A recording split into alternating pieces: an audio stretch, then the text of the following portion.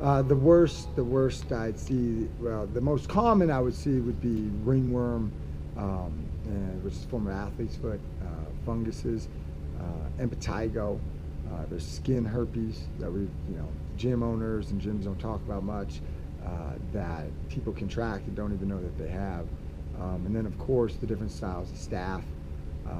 The scariest being MRSA, so that's always our number one worry about cleanliness. The other ones can be cured, they're just gross. MRSA is very serious, and people actually can die from that. So that's where our main concern lies, and the most common scare would be. Yeah, I mean, I had my own bad situation when I trained years ago in Boulder. That got me alert to how important cleanliness is. That really down the road played to my obsessiveness about staying as clean as possible at the gym. And I myself ended up in the hospital with a bad staph infection. The worst I've ever seen or know of was probably Kevin Randleman. And you can look up online with him. It looked like somebody shot him in the chest. It was such a bad infection that it actually caused people to quit in our industry at that time, because the information about it was still kind of new, and people were popping up with it everywhere. And then after Randleman was so disgusting, my brother Philip actually did quit the gym life and jiu-jitsu for a while over that. He's back now, but it's definitely scary, and I'd have to say that's the worst. Yeah, that's probably the worst case scenario. We talk about it here all the time. It would take one outbreak to completely destroy one of our programs, particularly the kids programs.